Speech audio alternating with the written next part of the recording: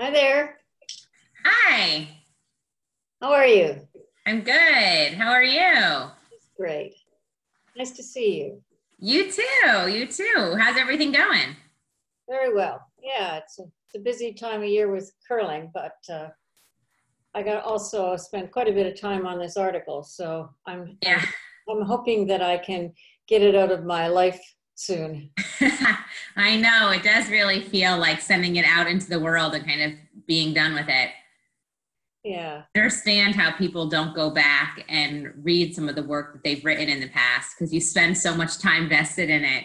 And I have peers that say, "Oh, I don't read anything that I've written previously," I because they don't, just, unless I'm writing and thinking about kind of the evolution of my thinking, and then I think it's an important thing to do. mm-hmm. Even though it's not as good as I think it should be, Yeah, sure. You can always, there's always room for improvement. Mhm. I guess that's part of the ethic, isn't it? It is. It is. Well, I really enjoyed reading it. Oh, I great. did. It's very rare that you read something that's actually written, like that you are a part of. Yeah. Yeah, it's different, isn't So it really was. It was. So I really did enjoy. I enjoyed reading it, and like I said, I thought that you really captured my end of the spirit, like experience, accurately. it? So I was happy to see that I felt like it was represented how I had perceived it to be. So I mean, I'm excited about it. I mean, I wrote a couple things in there for feedback wise, but take it or leave it. I know you've got some other people reading it too, so I'm interested to see what those outside the little circle of trust view as what happened. Yeah, so I've got three in, and they've made some good observations. One took some umbrance with Habermas's criteria that it's especially comprehensibility, and so Mhm. it actually makes you go back and rethink it, and so if it's not clear, then what other descriptions should you use to make it more Right. clear? And he really liked the section on curriculum, which I Mhm. made a good point about. I haven't really connected it well. So, Yeah, but the section itself is really interesting. so you could see yourself in it. Yeah, and I thought it really took a shift from looking at what had occurred relational, right, between me and you, and then you and Liz, and then connecting me and Liz, which I thought was really, I loved when you used her work to connect to my experience or vice versa. I thought that was a really nice interplay. But then then it grew to impact, which I think was a really important shift, especially talking about those kind of ripples of change. So I really liked it. I read that section as impact. I read that section as looking at curriculum as a static, this is what it is, to a living and breathing organism that can be impacted by internal changes. That's how I read it. I'm not sure if that's how you intended it, but the reader gets their own lens to look at things. Absolutely. So I thought, oh wow, that is so cool. But I didn't come to that until the end of that section. So I thought if she could set me up about this is the experience you're about to have, that would be even better. Well, I will certainly do that. I think it was a very valid point. It does kind of start out of starkly without kind of a real transition. And so I need to do that. I mean, in my own brain, I've made the transition, Of but course. I know. That's the challenging part. You're like, I'm here, I'm going, I'm taking them to the place. And I found that was a lot of some of the good feedback that I got too on my work as far as, okay, make it explicit first before the journey. Go back in at the start and really make it explicit and then take us there because it is a journey of the mind. It does start as a solo venture. yes, and the other thing is that that's good that someone else looked at that because we were kind of inside it. It was Right. the internal journey for us, whereas for them, they're looking at it as completely new information. Yeah. Yeah. And I found that I wrote it over what I think is for me a longer amount of time. So it for me, I thought it was a good piece of feedback that to go back to some of those pieces I had written earlier and, you know, make it connected. You pumped yours out pretty quickly. Well, it was gelling for quite a while. Yeah. And it's been pretty intensive. You're quite right. I've spent a lot of time on it in the last month. Yeah. So, Yes. But because I was with you through the writing, then, you know, it was much easier for me to write it. And we had the data, which is, right. You know, without that, you're really lost. So thank goodness for your willingness to video and for the Zoom technology and, you know, the email. Yeah. I'm glad that all of that is being used and is telling the story. So have we got the swivel camera out yet? So it's out of its box. Okay. It's out of its box, and I am getting like a training on it. One of my colleagues who has used it a few times in her research, she's actually coming to talk to the doctoral students, the same ones that we had that kind of living theory night. She's coming to talk to them on the 26th to talk about how she's used the swivel camera and such, which is, the whole class is about analyzing instructional practice. So we have visitors, you know, I bring in guests who are looking at their practice in various different ways. So she's coming to talk about her use of the swivel. So my goal, I have set that as a deadline for myself, is to play with it. She's going to train me on it kind of next week. And then we're going to bring it in on the night of the 26th and play with it kind of with the group and give everybody some experience. So I have it earmarked as a deadline for implementation. That's great. Yeah. Fabulous technology. I mean, because you don't have to really do anything, you just set it up. No, I know. When I first started, you put the camera on a tripod in the corner, and if it caught you, it did, and if it didn't, it didn't, you know. Right. Or you'd get one of the students to say, could you just kind of move that camera around? But this is, I mean, you're autonomous. Yeah, I'm excited to see how it works. Maybe we can bring it to ARNA. That would be really great. If she'll let me travel with it. I mean, I'm sure she will. I'm sure. Technology all our lives, don't we? I know. So speaking of ARNA, or do you want to talk more about your paper? Well, I just want to go back to this concept of loved into learning. So when Tim was a teacher in the school system who got engaged with the early years of action research and living theory, and who I work with quite closely because he's such a genius. I mean, he's so good with kids. I mean, and so he said, I don't remember you using that language of loved into learning when we worked together. And I said, no, it wasn't my language. It was Liz's language. Right. This is how she described the way I taught them in the master's group. And he said, well, I think that's how you taught me and the others when you were, you know, working with us in the Grand Area Board. Yeah. So that was an aha, which is in the paper now. Yeah, that's great. Yeah. So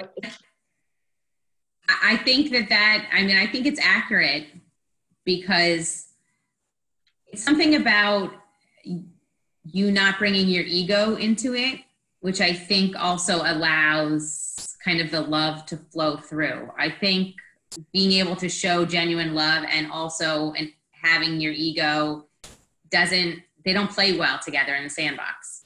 So if you really want to have somebody feel that emotion, I think you approach a lot of these relationships without ego, and that is, in my experience, rare in higher education. Oh. You know, it might be not rare in an early childhood classroom. And I mean, when I was a classroom teacher, you couldn't bring your ego into the 4th grade classroom. There was no place for it there. That's right. So, but making the transition into higher education, it feels like everybody needs two chairs, you know, one for your body to sit in and a second one for your ego. That's great. I can hold on to that image. I know. So that, I think for me, and I just emailed Marie Huxtable to let her know that a revision of I had posted a revision based on the feedback I got from my reviewers. And I said to her in the email, I said, I cannot stop talking about this review process and the reviews with my colleagues. And they are literally shocked at not the process, but the lack of ego with which everyone in the community kind of has approached academic work. You know, just saying, I really want you to succeed. And I see that you're vested and I want to help you and I know you can do it. Instead of, you know, one of my peers just shared with me the revision comments that she got, and she's brilliant on a piece that she submitted, and they were just cutting and harsh. And who wants to work like that? It doesn't really encourage me. No, it doesn't. And it's a real shot. I mean, you're already putting your work out there, and it's a real shot. And I said to her, I said, oh my God, like what a difference.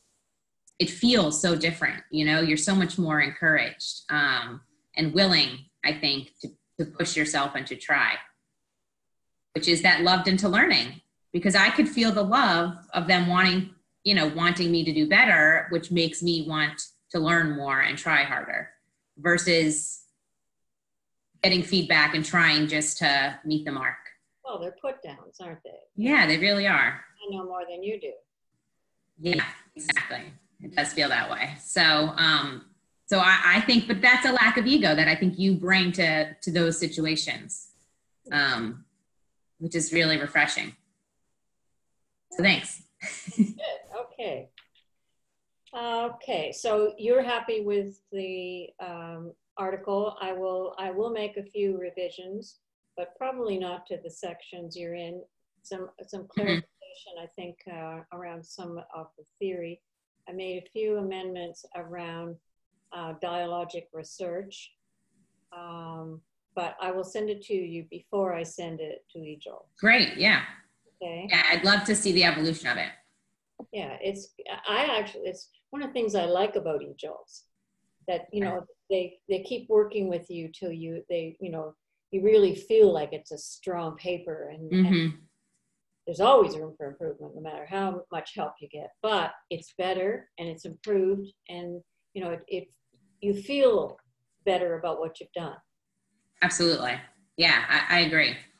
I think it's a great process. I mean, I think this is how everybody in higher ed should operate, because it creates a community, a feeling of community versus a feeling of competition and, you know, us and them. Yeah. I don't like it. Okay, good. So let's move on to ARNA. Okay. So I've done one proposal for a workshop that Jack and I are going to do, if it's accepted, very similar to what we did last year at Alara. Great. It would be delightful if you could join us, but that's certainly up to you, because that will show kind of the evolution. Yeah. I think we should do a workshop just about our two papers, you know, like what this journey's been like, and kind of bring people into the culture of inquiry. So less kind of a talking at than a talking with. Okay. And so maybe the start would be kind of a dialogue between the two of us about the journey, the process, and, you know, what we learned, and maybe take 10 minutes at the beginning, just, you know, to talk about that. Right. And then see if we can engage them to talk about some of their values, you know, and what matters to them. The same, much like what you did with your students. And then let's see if we can get them engaged. It would be really delightful if we could get some pairs, you know. Yeah. sometimes people do come with others, but the pairs are because that's the beginning of building the community. Right. Anything that, any new stuff that we have kind of formulated in this process, I think is important to put front and center. Okay. So what by new stuff? Things not in the paper? No, I think some things that really are new in our thinking. Oh, okay. Maybe even new language. So I have really put a bit more time in this whole dialogic research and as a significant method. And I mean, that's how we've done this, right? Mm-hmm. Mm-hmm. A lot of, reflection between and writing between and so on, but it's been the dialogue that has, and I don't know if it works for everybody. Do you have to be dialogic for dialogic research to work? Is it something that we do naturally, but we don't make it explicit? Do you have, I remember when I was working, I had several people that I worked with who were very introverted. And their process was they'd think about it, all week or all weekend or something. They come into the meeting on Monday morning and say, okay, this is what we're going to do. And, and me being dialogic, I'd say, whoa, remember me? I need to hear this conversation out loud and talk and so on. And then we'd go back and we'd, work it through. But I don't know if it's in any way connected or not.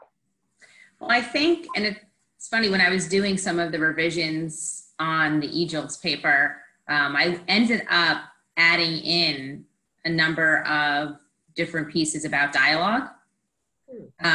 So, I think that I think it's well positioned.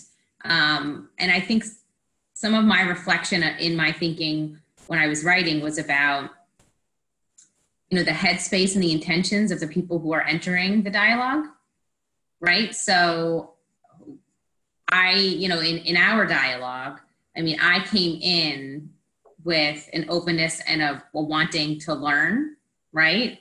And, you came in with an openness and a willing to take me from here to there, wherever that was, right? You didn't come in really with an ulterior motive except to, help move me in whatever direction that I was traveling in, right? So I think that's when the optimum amount of growth and learning and research really can occur, when the intentions are aligned or the openness is aligned. And the values. And the values.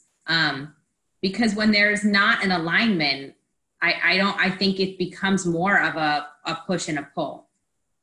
If you were trying to lead me to discover a certain thing and write about a certain thing, it would have met with resistance of my natural process, I think. So I think you can have a lot of dialogue and it not be productive. Right. Oh, yes. Absolutely. So, but the idea that, that this relationship was able to grow and be meaningful to both parties, I think was really dependent on, an alignment. And I think it's back to your point about ego. So I think those two actually go very well together. So there's two that I would say probably I would highlight. What else?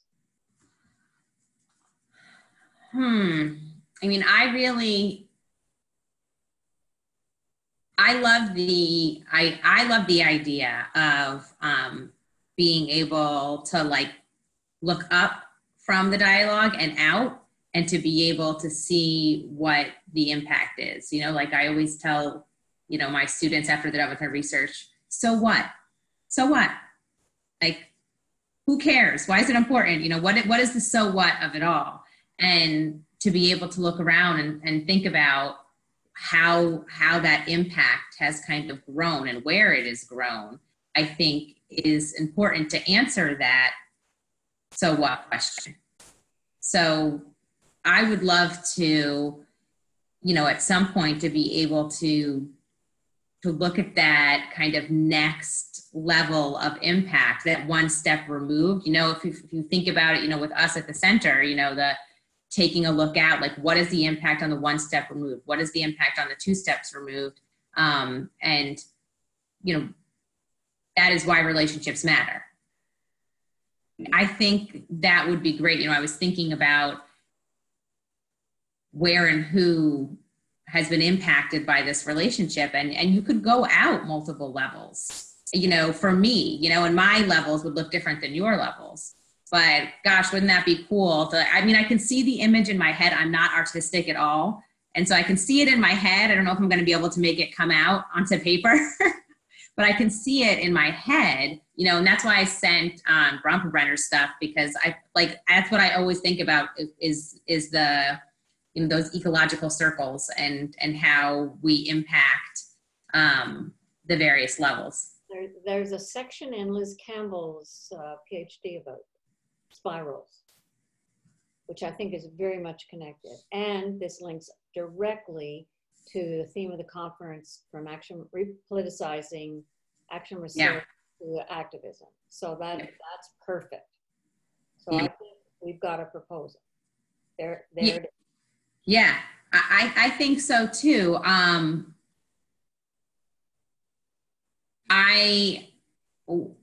What is the through line? Yeah, I can see it. I have a clear idea of the of what we're going to do. You're taping this, right? Yeah. Of what we're going to do, but what do you think is the message that we want people to leave with?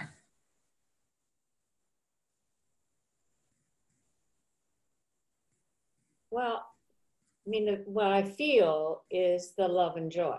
That's what, whenever we're meeting, that's what I feel. I feel it gives me great pleasure. Yeah, me too. And so, research doesn't normally do that, or often. I don't know about normally, but often doesn't do that, right?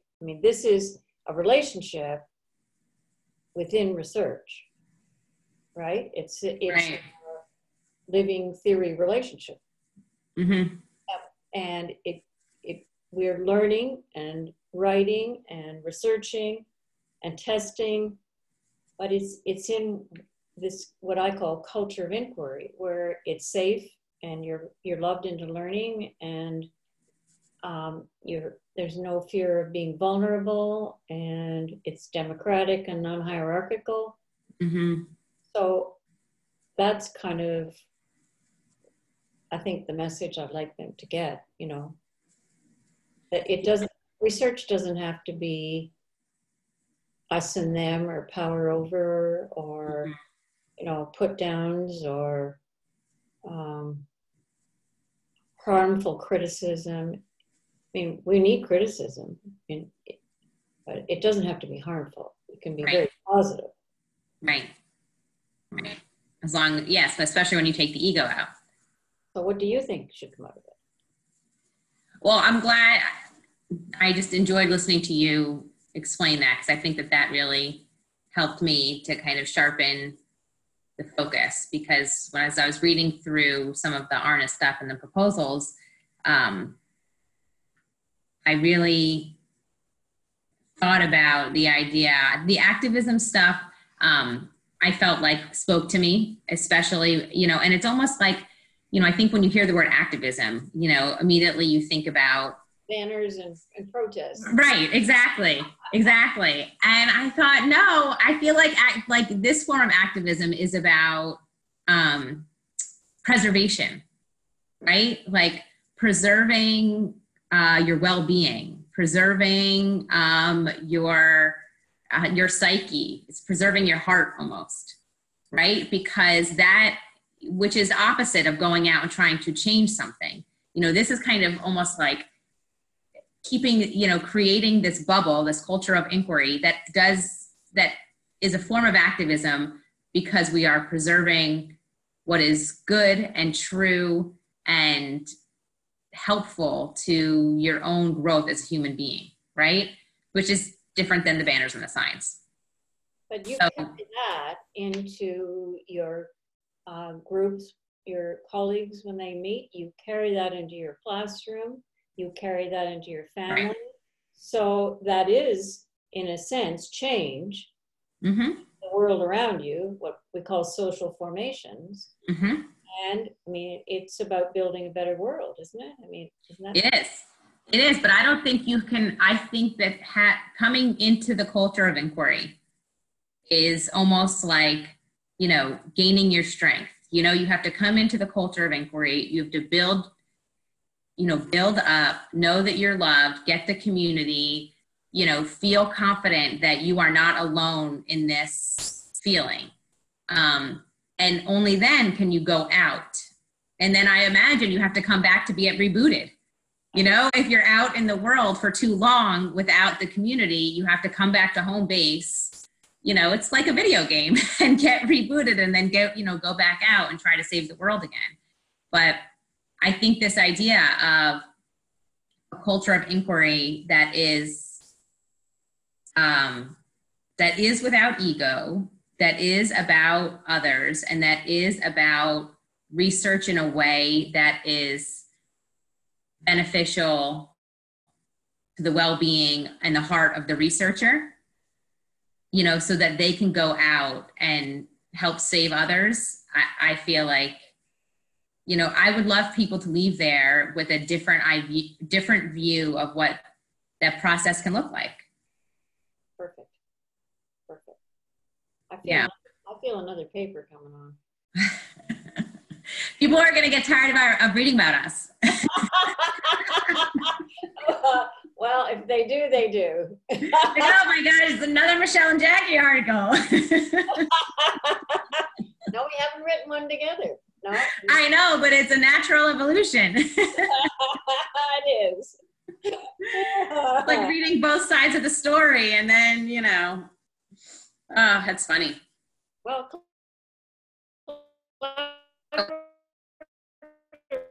writing is a different experience too. I've done a lot of it with Jack in particular, and with Liz and Kathy Griffin. So I love it, actually. I really love it. Yeah, it is. I think it's much more enjoyable than writing by yourself. I do too. Yeah, I do. Which is the other, you know, kind of weird thing about academia, because, you know, it seems the further you get in your career, the further people are like, well, you should solo. You know, that you get that academic pressure of like making sure you're solo authoring, which I always is counterintuitive to learning from others in your field. You know, just another weird thing. Well, I mean, these are all things that you can influence, right? Yeah. You only have one lifetime right now. You've got a lot of years ahead of you. You can really shake up your whole world if you mind to it. I can see it in your eyes. I would love to have a whole little pond full of people I influence, but, you know, I look at the work you do in administration, and that is very like intimidating to go into that administrative role. I feel very comfortable working with students and this and that, but to take that leap feels like a different skill set. Well, I mean, you want to make sure you love it, because if you don't, it eats away at you. It's not an area of work that you can be in if you're not very sure of what you stand for, what your values are, and how you're going to treat others and expect to be treated in return. And I mean, you can make that work for you, but some days it's not that pleasant. Yeah. But other days it's fabulous, you know. So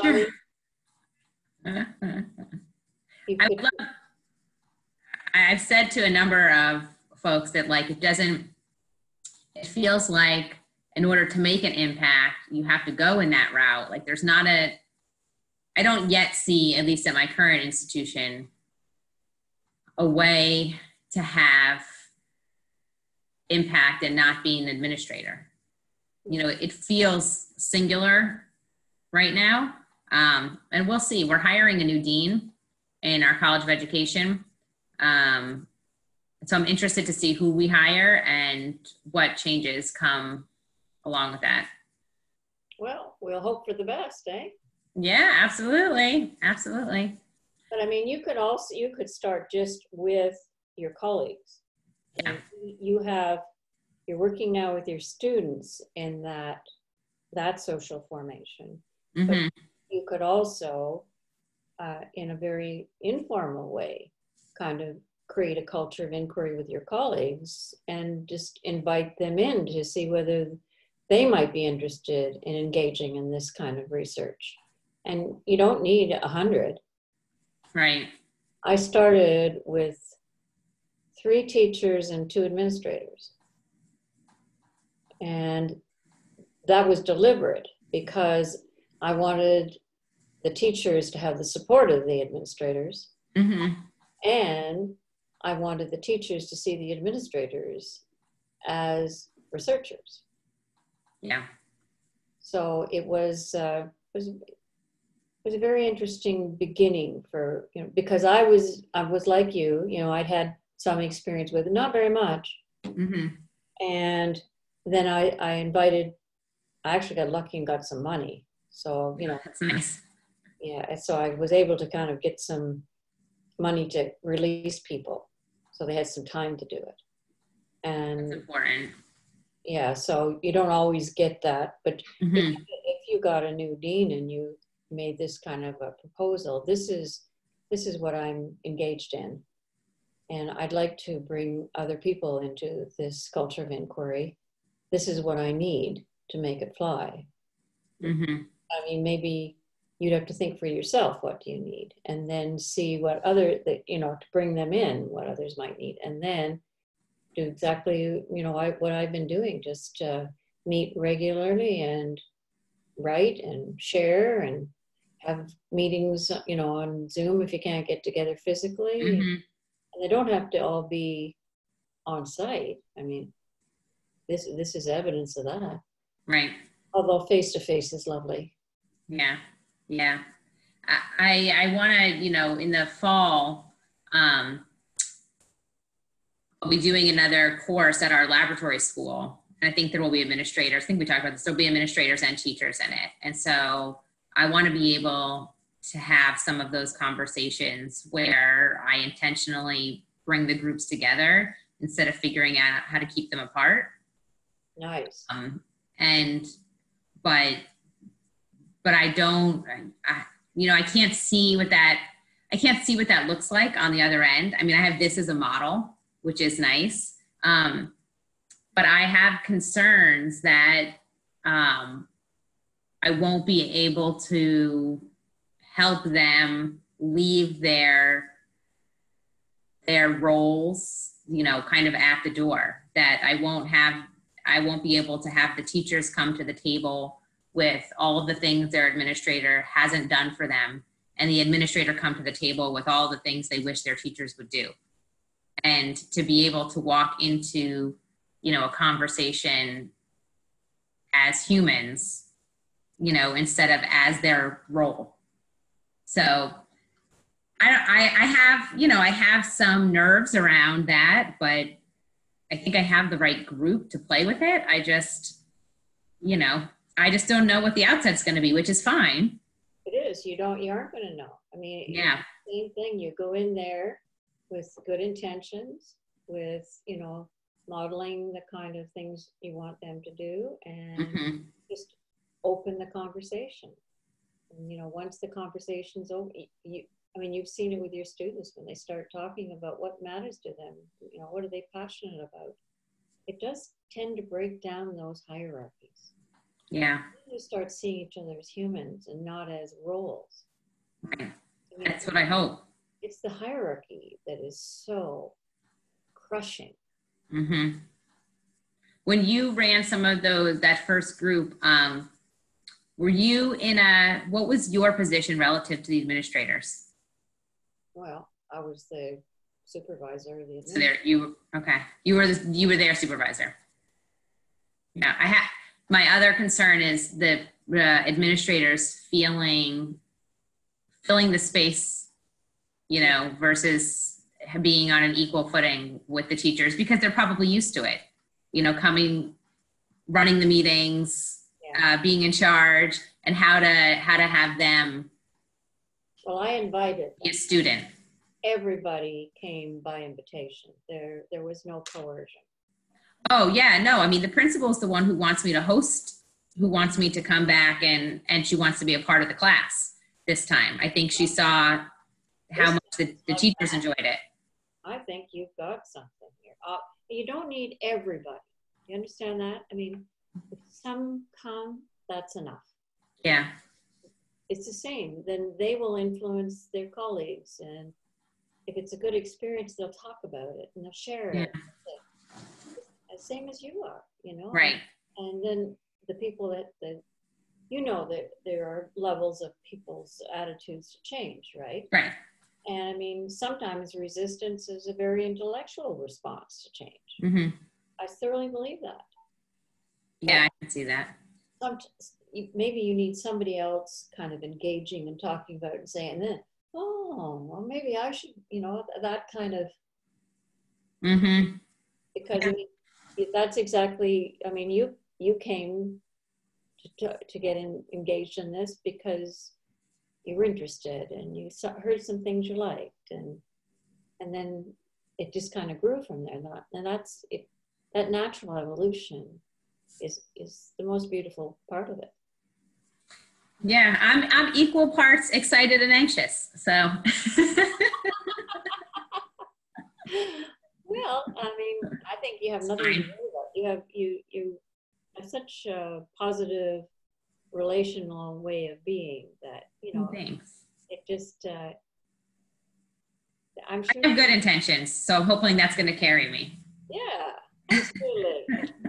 And I mean, when you tell them that you don't, you know, you're not hugely experienced in this field, you're still learning very much yourself, and this is a co-learning experience, you know, you learn from each other. That sets a whole different tone. Yeah. For learning together, as opposed to you teach, I learn, and that's the hierarchy. Yeah. Do you think it would be beneficial to share, you know, my work up to this point with them? To, you know, yes. Okay. Absolutely. Okay. I mean, maybe send it before you go and just say, yeah, you know, this is who I am. This is where I am. Yeah. Yeah. And then you start building the relationship, you know, before you get there. Yeah, that's what I was thinking. Okay, I got lots of time to figure that out because that's in the fall. But ARNA, the proposal date is April 15th. Right. Okay, so I'm just looking up. So the workshop proposal is 500 words or less? Yeah. Okay. And unless you have paper, but you know, I find them kind of stilted. I'm willing to do wherever. I haven't been to ARNA before, so I don't really know the lay of the land. So if you feel like it's better suited for that, I think workshop, really, don't you? Okay. Yeah. I mean, I think that's fine. The more time we could spend with people, then, you know, because otherwise, because my only other thought was that we would have to propose like an entire session, and which would be similar to the workshop. It would just be like 4 parts to a session, which would be having to kind of bring people in. But I think a workshop accomplishes that goal without having to go out and find other folks. So, so do you want me to make a start on it, and then you can, or do you want to? I mean, that would, you know, that would be great. I mean, if you want to put down a couple thoughts, and then I can kind of fill in the rest, then. You want to do a Google Doc, or do you just want to do it? Okay. And whatever. Either one is fine. I mean, there's just 2 of us, so. Start the Google Doc, and then we can play with it. Okay. Yeah. Put a couple ideas down, and then I'll jump in there, and we'll get it out. Okay. All right. Exciting times. That is. Yeah. And then, yes, if whatever I can do to support, you know, you and Jack or you know, I'm in for whatever you guys need. Okay. All right. Great to see All you. right. You too. Talk to you later. Okay. All right. Bye.